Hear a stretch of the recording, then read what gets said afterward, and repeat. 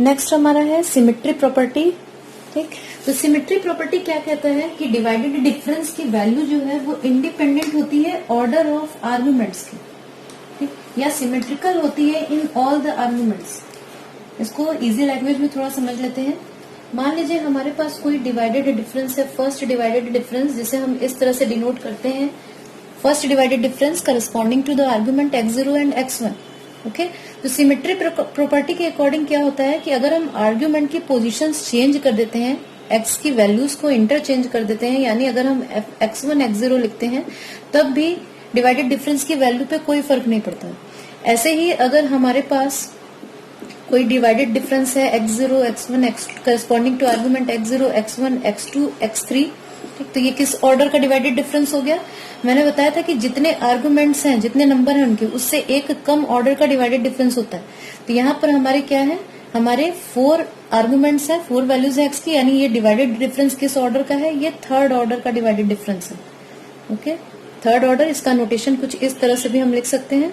यहाँ लिखते हैं फर्स्ट वैल्यू आर्गुमेंट की और बाकी बचे हुए आर्गुमेंट्स जो हैं उनको हम बेस पे लिखते हैं। तो ये नोटेशन भी है हमारा। ठीक, तो थर्ड डिवाइडेड डिफरेंस का कुछ इस तरह से हमारा नोटेशन है। तो सिमेट्री प्रॉपर्टी के अकॉर्डिंग हम आर्गुमेंट्स यानी x की वैल्यूज को अगर इंटरचेंज कर देते हैं, पोजीशंस को चेंज करते हैं, ऑर्डर जो है इनका चेंज करते हैं, तब भी वैल्यू पे कोई फर्क नहीं पड़ता। यानी अगर मान लीजिए हम लोगों ने x0 और x1 और x2 की वैल्यूज को इंटरचेंज कर दिया, ये वैल्यू मिली, तो ये जो वैल्यू आएगी वो भी सेम, जो ये हमने इस तरह से कैलकुलेशन किया था वो वैल्यू और ये वैल्यू दोनों सेम होगी। आर्गुमेंट्स की पोजीशंस को या एक्स की पोजीशंस को, ऑर्डर को चेंज करने से कोई फर्क नहीं पड़ता। यही हमारी ये सिमेट्री प्रॉपर्टी, बहुत ही इंपॉर्टेंट ये प्रॉपर्टी है और इसे एग्जाम में भी अक्सर पूछ लिया जाता है। तो इसका प्रूफ हम लोग देख लेते हैं। सिमेट्री प्रॉपर्टी का प्रूफ दिखाने के लिए हम लोग क्या करेंगे, हम इंडक्शन मेथड यूज करेंगे। जो इंडक्शन मेथड होता है उसको अप्लाई करना होगा हमें। हम लोग इंडक्शन मेथड लगाएंगे किस पे? On the order of divided difference, order of divided difference n। ठीक ठीक, तो जैसे क्या करेंगे हम, पहले हम n की वैल्यू 1 पुट करेंगे। n की वैल्यू 1 का मतलब फर्स्ट ऑर्डर डिवाइडेड डिफरेंस। ठीक, तो फर्स्ट ऑर्डर डिवाइडेड डिफरेंस जब हम लेंगे तो हमें पता है कि उस समय आर्गुमेंट जो है हमारे वो कितने हो जाएंगे, 2 आर्गुमेंट्स हो जाएंगे, यानी x0 और x1 हम 2 आर्गुमेंट्स लेंगे। और इस केस में हम प्रूफ करके दिखाएंगे कि फर्स्ट ऑर्डर डिवाइडेड डिफरेंस जब हम निकालते हैं करस्पॉन्डिंग टू दीज आर्गुमेंट, तो वैल्यूज को इंटरचेंज करने पे भी, ऑर्डर को चेंज करने पे भी x0 x1 के ऑर्डर को कुछ फर्क नहीं पड़ता। जो वैल्यू हम इसकी निकालेंगे वही वैल्यू हमारी इसकी आएगी। पहले पार्ट में हम ये करके दिखाएंगे। नेक्स्ट इंडक्शन मेथड की हेल्प से हम क्या करेंगे, हम दिखाएंगे कि n=2 के लिए भी हमारा रिजल्ट होल्ड करेगा। यानी n=2 का मतलब सेकंड ऑर्डर डिवाइडेड डिफरेंस जब हम निकालेंगे, सेकंड ऑर्डर डिवाइडेड डिफरेंस, और सेकंड ऑर्डर डिवाइडेड डिफरेंस होता है हमें corresponding to how many arguments, 3 arguments की जरूरत पड़ेगी। तो हम 3 आर्गुमेंट लेंगे x0 x1 x2, और इस केस में हम दिखाएंगे कि हम किसी भी 2 x की वैल्यूज को इंटरचेंज करते हैं तो हमारी वैल्यू में कोई फर्क नहीं पड़ता। तो इससे n=2 केस भी हमारा प्रूव हो जाएगा कि सिमेट्री प्रॉपर्टी को होल्ड कर रहा है। इसी तरह करते करते हम इंडक्शन मेथड के जो रूल है उसके अकॉर्डिंग मान लेंगे कि हाँ, ये हमारा result n-1 order divided difference के लिए भी होल्ड कर रहा है। नेक्स्ट हम क्या करेंगे, n=1 के लिए हम प्रूफ करके दिखाएंगे, n=2 के लिए प्रूफ करके दिखाएंगे और लिखेंगे कि इसी तरह मान लिया हम लोगों ने कि n-1 ऑर्डर डिवाइडेड डिफरेंस के लिए भी ये रिजल्ट होल्ड कर रहा है सिमेट्री प्रॉपर्टी वाला। तो नेक्स्ट हमको दिखाना होगा कि ये n ऑर्डर डिवाइडेड डिफरेंस के लिए भी होल्ड करेगा। ओके, तो इंडक्शन मेथड का प्रोसेस अगर समझ में आ गया हो तो अब हम लोग क्या करते हैं, हम लोग स्टार्ट करते हैं प्रूफ को। प्रूफ में सबसे पहले हम क्या लेंगे, हम n=1 लेंगे। n=1, इंडक्शन n=1 पे हम लोग लगाएंगे, यानी first order divided difference, first order divided difference. ठीक, तो पता है हमको फर्स्ट ऑर्डर डिवाइडेड डिफरेंस है, यानी हमको 2 आर्गुमेंट करस्पॉन्डिंग टू 2 आर्गुमेंट्स चाहिए होगा। तो x0 x1 लिया हम लोगों ने। बाय डेफिनेशन हम इसको क्या लिख सकते हैं, डेफिनेशन से पता है हमको कि हम अगर लिखते हैं fx1 माइनस fx0, तो नीचे उसी ऑर्डर में हमें आर्गुमेंट का भी डिफरेंस लेना होगा, यानी x1 माइनस x0। और अगर हम लिखते हैं fx0 माइनस fx1 तो डिनोमिनेटर में हमको लिखना होगा x0 माइनस x1, दोनों में से कोई भी एक ले सकते हैं, तो हम लोगों ने ये एक ले लिया। ठीक, इसे हम कुछ इस तरह से लिख सकते हैं, इसे हम लिख सकते हैं fx0 divided by x0 minus x1 plus fx1 divided by x1 minus x0। देखिए इसको चाहे तो हम इस तरह से भी लिख सकते हैं। ये नेगेटिव साइन इसलिए हट गया है क्योंकि ये मैंने x1 माइनस x0 की पोजीशन यहाँ पर चेंज कर दी, इसलिए नेगेटिव साइन हमारा हट गया। तो fx0 x1 की कुछ इस तरह से वैल्यू हमें मिली फर्स्ट डिवाइडेड डिफरेंस की। ठीक, अब इसमें आप देखिए, आप x0 और x1 की पोजीशन को इंटरचेंज करके देखिए। इंटरचेंज करने पे हम देखते हैं क्या होता है। जैसे ही x0 और x1 की पोजीशन हम यहाँ चेंज करते हैं तो यहाँ हमारा हो जाता है fx1 x0। ठीक, और यहाँ क्या हो जाएगा, x0 की जगह हमारा हो जाएगा x1, नीचे यहाँ x0 की जगह x1, ये x1 माइनस x0 पूरा ये चेंज होने पे हमें मिला, और यहाँ से मिलेगा fx0 divided by x0 minus x1, यानी वही जो हमें ऊपर यहाँ से एक्सप्रेशन मिला था वही वैल्यू हमें यहाँ पर मिली, बस टर्म्स की पोजीशन चेंज हो गई है। ये वाला टर्म इधर चला गया और ये वाला टर्म इधर चला गया। ठीक, और कोई फर्क नहीं पड़ा। इस पर्टिकुलर फॉर्म में हम लोगों ने fx0 x1 को क्यों लिखा, इसलिए क्योंकि आगे भी जब हम सेकंड और हायर ऑर्डर डिफरेंसेस के लिए रिजल्ट को प्रूव करेंगे तो हम एक पैटर्न हमारा बनेगा जिससे हमें आइडिया लग जाएगा कि हमारी वैल्यू क्या है। जैसे यहाँ पर आप देख रहे होंगे x0 x1 है, तो करना क्या है, जो भी आर्गुमेंट्स हैं आपको ट्रिक समझ जाना होगा कि कैसे लिखना है हमको। देखिए दो आर्गुमेंट्स हैं, तो पहले हम क्या करेंगे, इसको किस तरह से मैंने लिखा इसको भी आप समझ लीजिए कि आगे के आर्गुमेंट्स जब अधिक होंगे तो आप डायरेक्ट भी रिजल्ट पता कर सकते हैं कि क्या आएगा। देखिए जितने भी आपके आर्गुमेंट हैं, एक्स की वैल्यूज हैं, सब पे फंक्शन की वैल्यू लिख लीजिए। सबसे पहले fx0 है, फिर नेक्स्ट है fx1, तो fx1 लिख लिया हम लोगों ने। अगर एक आगे भी पॉइंट होता है x2 तो आगे प्लस fx2 भी लिख लेते हैं। सबको इस तरह से करके लिखना है, सबके लिए ये डिवीजन का निशान लगाना है। ठीक, उसके बाद नीचे क्या करना है, ये ऊपर जो टर्म लिखा है आपने उसको लिखिए, माइनस जो अब आर्गुमेंट्स बचे हुए हैं, जो x की वैल्यूज बची हुई हैं। तो जैसे x0 हम लोगों ने लिख लिया है, एक ही वैल्यू बची है x1, तो ये हमारा x0 माइनस x1।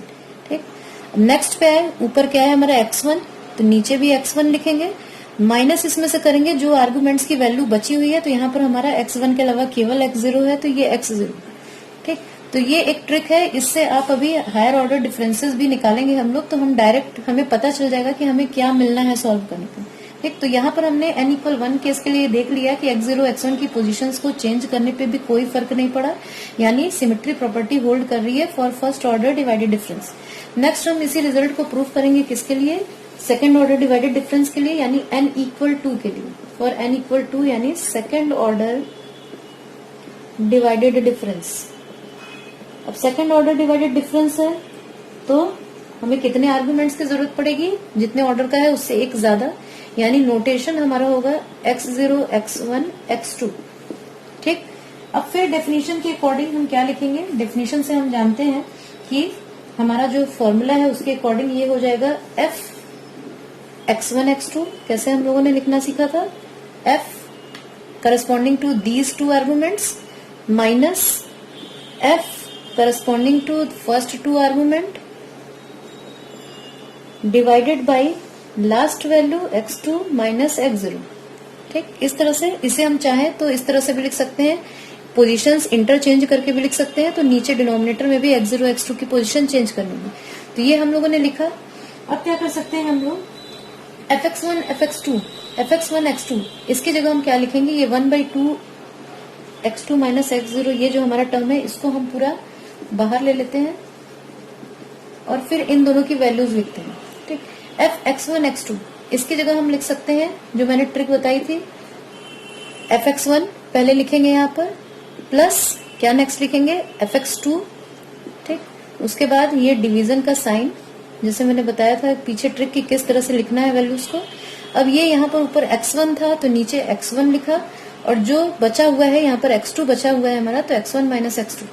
ठीक, ऊपर x2 है तो नीचे भी x2 लिखा, माइनस का साइन, और यहाँ पर x1 x2 में से x1 अब बचा हुआ है तो वो x1 हम लोगों ने लिख लिया। तो ये पूरी वैल्यू हो गई हमारी fx1 x2, इसकी value first divided difference corresponding to argument x1 x2। अब ये negative sign F X zero X one, इसको भी उसी ट्रिक से जब हम लगाएंगे तो पहले लिखेंगे एफ एक्स जीरो क्योंकि एक्स जीरो है, प्लस एफ एक्स वन, यहाँ डिवीजन का साइन, यहाँ डिवीजन का साइन, फिर नीचे क्या लिखेंगे, ऊपर एक्स जीरो है तो एक्स जीरो और बचा है यहाँ एक्स वन तो यानी माइनस एक्स वन, यहाँ ऊपर एक्स वन है तो एक्स वन, बचा है एक्स जीरो तो माइनस एक्स जीरो। ठीक, तो ये इस तरह से हमारा आ गया जो हम लोगों ने सॉल्व किया था, फॉर्मूला उस तरह से लिख के। अब क्या करेंगे, x2 माइनस एक्स जीरो बाहर लिए और यहाँ पर जो टर्म सॉल्व होंगे, जैसे ये x1 fx1 वाला टर्म यहाँ भी है और यहाँ भी है हमारा। ठीक, तो ये दोनों को एक साथ लेंगे और ये दोनों टर्म हमारे सिंगल है तो वो एक साथ लिखेंगे। फाइनल आपको आंसर, अगर मैंने जो ट्रिक बताया है वो अगर समझ गए होंगे तो आपको खुद पता होगा कि फाइनल आंसर आपका यहाँ से क्या आना है। तो एग्जाम में अगर टाइम कम हो तो आप डायरेक्ट भी उस ट्रिक से लिख सकते हैं, क्या वैल्यू आएगी उसको देख लेते हैं। मैंने बताया था जो जो आर्ग्यूमेंट है एक्स की वैल्यूज है सब पे फंक्शन की वैल्यू पहले लिखते हैं, यानी एफ एक्स जीरो क्योंकि एक्स जीरो था, फिर प्लस लगा के एफ एक्स वन क्योंकि ये नेक्स्ट वैल्यू एक्स वन थी, फिर प्लस का साइन लगा के एफ एक्स टू। ठीक, ये बताया था मैंने सब में, फिर डिवीजन का साइन। ओके, अब ऊपर एक्स जीरो है तो मैंने बताया था नीचे एक्स जीरो लिखेंगे माइनस साइन। अब कौन कौन से आर्गूमेंट बचे हैं, दो आर्गूमेंट बचे हैं एक्स वन और एक्स टू, तो पहले तो लिखेंगे x zero minus X one, फिर एक ब्रैकेट लगाएंगे, फिर एक्स जीरो माइनस जो फिर दूसरा बचा है एक्स टू। ठीक, ये हो गया। अब यहाँ पर एक्स वन है तो यहाँ लिखेंगे एक्स वन। ठीक, बचे हुए आर्गूमेंट्स यहाँ एक्स वन अगर छोड़ दे तो एक्स जीरो और एक्स टू दो आर्गूमेंट्स हमारे बचे हैं, तो एक ब्रैकेट में आएगा X one minus X zero और दूसरे में आएगा X one minus X two. Okay, इसी तरह यहाँ लास्ट में हमारा आएगा एक्स टू माइनस, अब ये दोनों बचे हैं एक्स टू को छोड़ दे तो X two minus X zero एक ब्रैकेट में और दूसरे में X two minus X one. तो आपको खुद बिना सॉल्व किए भी आपको मैंने एक ट्रिक बता दिया कि किस तरह से हमें क्या वैल्यू मिलेगी। ये ट्रिक से आप देख सकते हैं कि हमें पूरी वैल्यू मिल गई बिना सॉल्व किए, लेकिन इसको हम सॉल्व करके भी देख लेते हैं कि ये वैल्यू हमारी आएगी या नहीं। तो क्या करेंगे उसके लिए, आप एग्जाम में चाहे तो डायरेक्ट भी इस स्टेप के बाद ये स्टेप लिख सकते हैं अगर ट्रिक याद है आपको तो। अब क्या करेंगे, इस स्टेप के बाद सबसे पहले हम लिखेंगे जो हमारा एफ एक्स जीरो वाला टर्म है उसको लिख लेंगे। ठीक, तो ये minus F X zero divided by X zero minus X one, ये हम लोगों ने लिख लिया। एक्स वन वाला टर्म हमारा यहाँ भी है यहाँ भी है, तो दोनों को एक साथ जब करेंगे तो हमारा होगा plus F X one divided by X one minus X two, ये वैल्यू हमारी यहाँ से आई और यहाँ से हमारी क्या वैल्यू आएगी minus F X one divided by X one minus X zero, ये वैल्यू आई। ये एफ एक्स वन वाला टर्म हो गया और ये एफ एक्स टू वाला टर्म हमारा बचा हुआ है तो इसको लिखेंगे तो plus F X two divided by X two minus X one. ठीक, तो ये वैल्यू हम लोगों को नेक्स्ट स्टेप में मिली। इसके बाद और सिंप्लीफाई करेंगे इसको तो हमें क्या मिलेगा, यहाँ पर हमारा one by X two minus X zero बाहर है ब्रैकेट के, ये क्या करेंगे हम पोजीशन अगर चेंज कर दें एक्स जीरो एक्स वन की तो ये हमारा हो जाएगा F X zero minus sign हट जाएगा और हो जाएगा X one minus X zero. ठीक, या इसे ऐसे ही रहने देते हैं।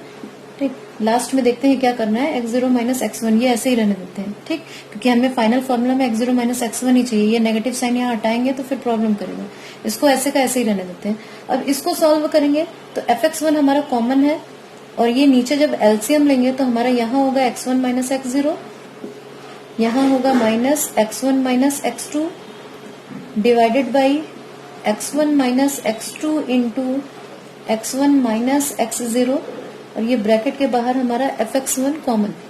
ठीक, इसके अलावा एक टर्म और बचा है हमारा plus F X two divided by X two minus X one. ठीक, तो ये हमारा इतना टर्म जो है ये बचा, बीच में प्लस साइन है हमारा। नेक्स्ट स्टेप में अब जब सॉल्व करेंगे हम तो क्या होगा, ये टर्म अंदर ले जाके अब हम मल्टीप्लाई कर देते हैं हर टर्म में। तो पहला टर्म हमारा आएगा F X zero divided by X zero minus X one, एक ब्रैकेट में हमें चाहिए ही, और क्या चाहिए X two minus X zero है तो इसका पोजीशन हम चेंज कर देंगे। तो जो हम लोगों ने ट्रिक सीखी थी उसके अकॉर्डिंग हम देख रहे हैं कि हमें जो चाहिए यहाँ से ये वैल्यू हमको मिल गई, नेगेटिव साइन हट भी गया और ये इसको हमने चेंज कर दिया X zero minus X two से। नेक्स्ट अब आएंगे इस स्टेप पे, तो यहाँ हम देखते हैं ऊपर जब हम सॉल्व करेंगे इसको जब ऊपर हम सॉल्व करेंगे यहाँ पर, तो यहाँ पर हमारी वैल्यू आएगी x2 माइनस x0। ये पूरा सॉल्व करने पे आएगा x2 माइनस x0, जो कैंसिल हो जाएगा हमारा ये बाहर x2 माइनस x0 से, और बचेगा हमारे पास fx1 divided by x1 minus x0 into x1 minus x2, जो ट्रिक के अकॉर्डिंग हम लोगों ने देखा था कि हमें यही वैल्यू मिलेगी। ठीक, नेक्स्ट लास्ट वाले टर्म पे आते हैं, तो ये है fx2 डिवीजन में हमारे पास x2 माइनस x1 पहले से था, और एक ये x2 माइनस x0 हमारा मल्टीप्लाई करने पे आ गया, यानी जो ट्रिक से हम लोगों ने देखा था हमें वही वैल्यू मिली। तो ये आपने देखा कि आसानी से बिना सॉल्व किए भी आप लिख सकते हैं कि फाइनली हमें क्या मिलेगा। अब इस स्टेप पे देखिए, यहाँ पर भी अगर हम x0, x1, x2, ये जो हमें ये लास्ट टर्म मिला है, इसमें अगर हम x0, x1 और x2 इनकी वैल्यूज इंटरचेंज करते हैं, आप देख सकते हैं x0, मान लीजिए x0 और x2 की पोजीशंस हमने चेंज की इस वाले फॉर्मूला में, तो क्या होगा, बस ये टर्म और ये टर्म जो हमारा है, ये दोनों टर्म्स की पोजीशन चेंज हो जाएगी, वैल्यू में कोई फर्क नहीं पड़ेगा। ये पूरी वैल्यू हमारी यहाँ पर मिलेगी चेंज करते ही, और ये जो पूरी वैल्यू है वो यहाँ पर मिलेगी। इसके अलावा कोई फर्क नहीं पड़ेगा, ये टर्म भी वैसे का वैसे ही रहेगा। आप चाहें तो चेंज करके, इंटरचेंज करके पोजीशन दे सकते हैं, और ऐसे ही किसी भी दो आर्गुमेंट को हम चेंज करें, इन तीनों में से किसी भी दो का या ऑर्डर चेंज करें, पोजीशन चेंज करें इन तीनों में, तो हम देखेंगे कि हमारे रिजल्ट पे कुछ फर्क नहीं पड़ेगा। इस रिजल्ट से ये देख सकते हैं, यानी n=2 केस के लिए भी हमारा जो रिजल्ट है, सिमेट्री प्रॉपर्टी है, वो होल्ड करेगी। ओके, अब जब n=1 के लिए हो गया, n=2 के लिए हो गया, तो हम लोगों ने मान लिया कि n-1 ऑर्डर के लिए भी ये हमारा रिजल्ट जो है वो होल्ड कर गया, यानी n-1 ऑर्डर के डिवाइडेड डिफरेंस के लिए भी ये रिजल्ट हमारा होल्ड कर रहा है। ठीक, ये हम लोगों ने मान लिया, hold for n-1th order difference. ठीक, order divided difference. Okay, next हमें क्या करना है, ये हम लोगों ने क्या माना कि n-1th ऑर्डर डिवाइडेड डिफरेंस के लिए भी ये हमारा रिजल्ट होल्ड कर गया। तो अब इंडक्शन मेथड के रूल के अकॉर्डिंग हम प्रूफ करके दिखाएंगे कि nth ऑर्डर डिवाइडेड डिफरेंस के लिए भी ये सिमेट्री प्रॉपर्टी होल्ड करेगी। nth ऑर्डर डिवाइडेड डिफरेंस के लिए एक्सप्रेशन अब हम लिखेंगे। nth ऑर्डर डिवाइडेड डिफरेंस यानी जो नंबर ऑफ आर्गुमेंट होंगे वो क्या होंगे, हमारे n+1 होंगे, और वो n+1 आर्गुमेंट्स क्या लेंगे हम, x0, x1, x2 और ये लास्ट x है। ठीक, क्योंकि ये टोटल n+1 आर्गुमेंट्स हो गए, तो यानी ये nth ऑर्डर का डिवाइडेड डिफरेंस है। फॉर्मूला से हम क्या लिख सकते हैं, जो मैंने बताया था कि इसको छोड़ देंगे पहले इनके डिवाइडेड डिफरेंस, ये हो जाएगा हमारा n-1th divided difference corresponding to argument x1, x2, xn minus n-1th divided difference corresponding to ये यहाँ पर xn-1 टर्म अगर है तो ये इतने का n-1th divided difference xn-1 divided by last value minus initial value. जानते हैं हम डेफिनेशन से इस तरह से कुछ लिख सकते हैं। अब देखिए ये भी हमारा क्या है, n+1th divided difference, n-1th divided difference है। ये जो है हमारा, ये भी n-1th डिवाइडेड डिफरेंस है और ये भी n-1th डिवाइडेड डिफरेंस है। क्यों? क्योंकि देखिए नंबर ऑफ आर्ग्यूमेंट्स इसमें क्या है, n है, तो जितने आर्ग्यूमेंट है उससे कम ऑर्डर का डिवाइडेड डिफरेंस है। इसमें भी नंबर ऑफ आर्ग्यूमेंट कितने हैं, टोटल n है, तो यानी n-1th ऑर्डर डिवाइडेड डिफरेंस यहाँ पर भी है। और हम लोगों ने अभी प्रूफ किया है कि n-1th डिवाइडेड डिफरेंस के लिए, ऑर्डर के डिवाइडेड डिफरेंस के लिए जो है सिमेट्री प्रॉपर्टी होल्ड करती है। यानी यहाँ पर हम किसी भी दो आर्गुमेंट को बदलें, आपस में इंटरचेंज करें या ऑर्डर पोजीशन चेंज करें आर्गुमेंट्स की, चाहे इसमें, तो कोई फर्क नहीं पड़ता है। ठीक, तो हम क्या लिख सकते हैं, जो मैंने ट्रिक बताया था उसके अकॉर्डिंग हम चाहे तो इसकी वैल्यू लिख सकते हैं। सबसे पहले तो 1/xn माइनस x0 को बाहर करेंगे। ठीक, अब इस पे पूरी जो ट्रिक वाली बात बताई थी मैंने कि सॉल्व करने पे क्या वैल्यू आएगी, उसके अकॉर्डिंग जब हम लिखेंगे तो हमें क्या मिलेगा, सबसे पहले तो हमें मिलेगा, क्या लिखना है, सबसे पहले fx1 लिखना है, फिर fx2 लिखना है, और ऐसे करते करते लास्ट में हमारा है fxn। तो ये हम लोगों ने लिख लिया जैसे मैंने बताया था ट्रिक। सबके नीचे डिवीजन का साइन लगाया। अब यहाँ पर नीचे लिखेंगे x1, उसको छोड़ के जितने भी आर्गुमेंट है, तो x2 है, x1 माइनस x2 पहला लिखा हम लोगों ने, फिर नेक्स्ट हो जाएगा x1 माइनस x3 इंटू में यहाँ पर, और इस तरह करते करते लास्ट हमारा आएगा x1 माइनस xn। इतनी वैल्यू डिनोमिनेटर में आएगी प्रोडक्ट फॉर्म में इसकी।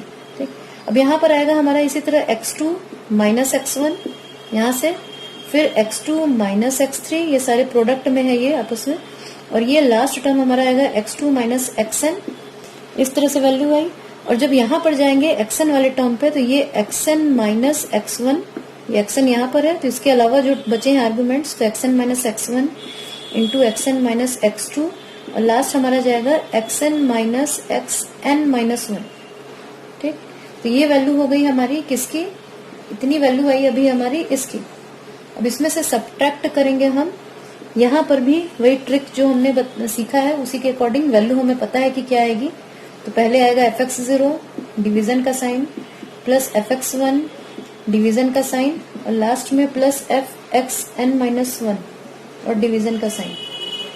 ठीक, यहाँ पर बेस में आएगा x0 को छोड़ के बाकी सारे जो आर्गुमेंट्स है उसकी हेल्प से x0 minus x1 into x0 minus x2, और लास्ट में आएगा x0 माइनस xn माइनस 1। इसी तरह यहाँ आएगा x1 माइनस x0, ठीक, x1 माइनस x2, और लास्ट टर्म आएगा x1 माइनस xn माइनस 1, और यहाँ पर आएगा xn minus 1 minus x0 into xn minus 1 minus x1, और लास्ट टर्म आएगा xn minus 1 minus xn minus 2। ठीक, ये हमारा इसके पूरे डिवीजन के नीचे आएगा। ठीक, तो ये ट्रिक वाली प्रॉपर्टी से हमने देखा कि हमें क्या वैल्यूज मिलेंगी।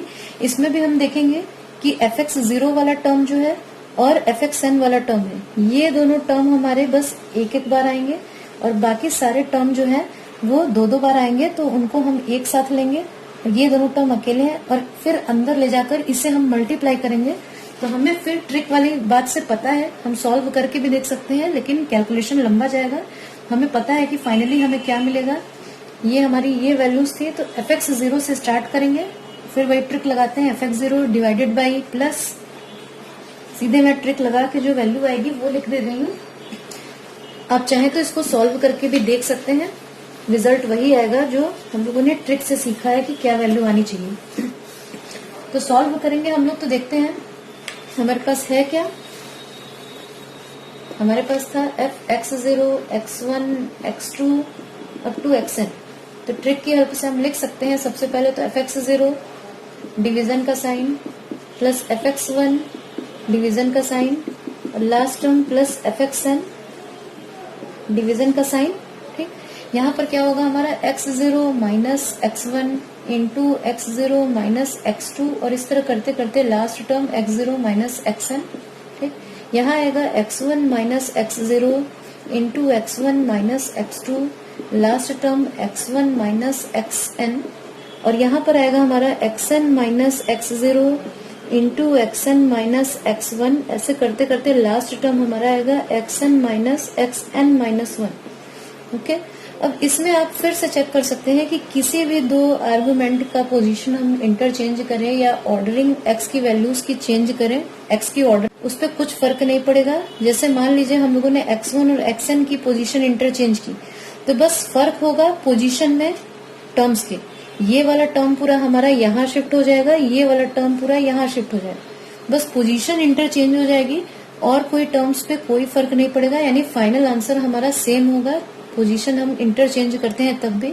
यानी सिमेट्री प्रॉपर्टी जो है वो हमारी इस केस में भी होल्ड कर गई। डिवाइडेड डिफरेंस ऑपरेटर है वो जो है इंडिपेंडेंट होता है ऑर्डर ऑफ आर्गुमेंट की। ओके, यानी वो सिमेट्री प्रॉपर्टी को